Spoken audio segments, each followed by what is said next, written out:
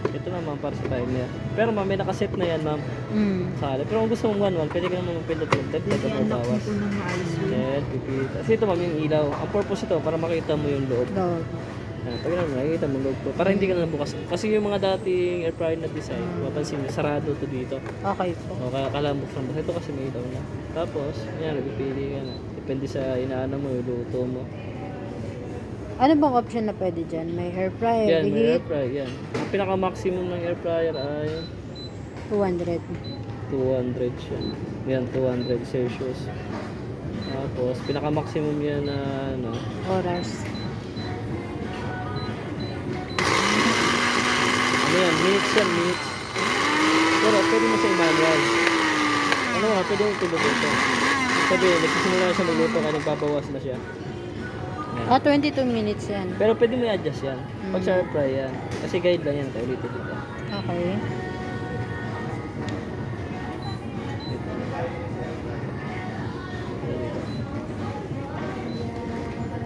Yan, di ba air fry yung ano yan, yan. May pagpilihan rin siya iba.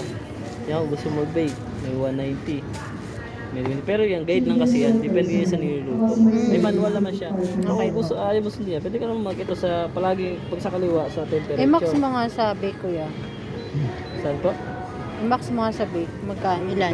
Ilang, ano? 200 lang po. Ano, 200 lang talaga sila Opo, lahat. 200 lang po talaga yan.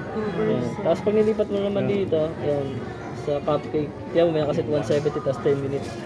Tapos sa french fries naman, 180 tapos 80 minutes. Pero yan, pwede mo adjust. Depende kasi sa ramen nilalagay mo na ano, french fries. Basta pag pinit mo to, magbiblink niya, isabihin nyo na nakaset.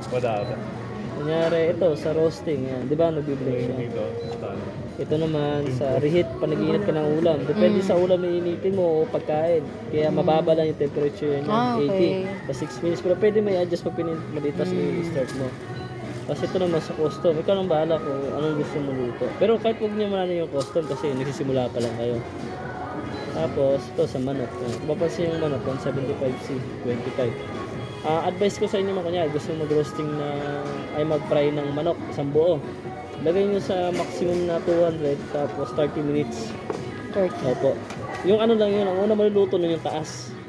Tapos babalik ka rin yung ulit, tapos 200 na maximum 30. Para pantay yung luto. Sa ilalim naman. Opo. Sige. Yan, papainitin lang natin. Yan. Pag umaano siya, pag umaanda, malalaman mo rin siya kasi may lumalabas siya dito. Hangin na mainit siya dito. Yan. Tama ka niya. Oo. Tapos advice rin ma'am, kunyari nagluto ka, di ba sa kusina nyo, may ano, huwag yung masyado idikit sa pintura dun sa wall ng ano nyo kusina. Kasi mainit to, pwede yung magbubbles yung pintura dun sa walls. Kaya kahit mga 1 o 2 inches na space.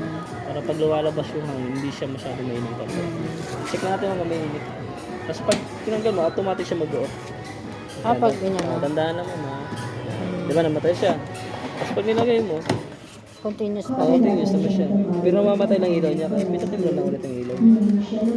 Yan. Tapos sa maintenance naman ma'am, pag linis niya, kasi ito non-stick, pag maganda sa non-stick, hindi siya nadikit. Nadikit. Kaya mapansin, hindi ito sa magluto. Tapos hugasan. Huwag yung muna siya hugasan pag mainit to.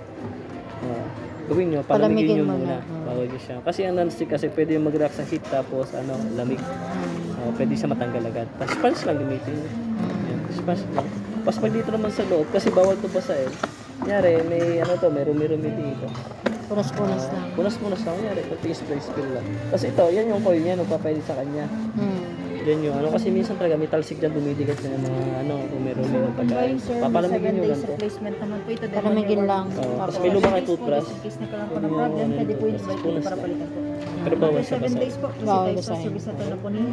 Masarap pa kawan. Ito Basically, na po masarap. yung contact namin. Tapos every time gagamit kayo ma'am, Pakit na lang po ng resibo po Ipipreheat sa mo 7 siya. days po. kunyari, Pag Gagamit ka na. po, hindi po siya inaalok. Yun mo to. 7 days. tapos, yun mo. Warranty niyan, 1 year. Diba, pag yun mo, Sa service dito center palagi na po sa niya air fry. Lagay mo sa Nandito naman 200, po lagay mo 10 minutes. Push card po meron ako.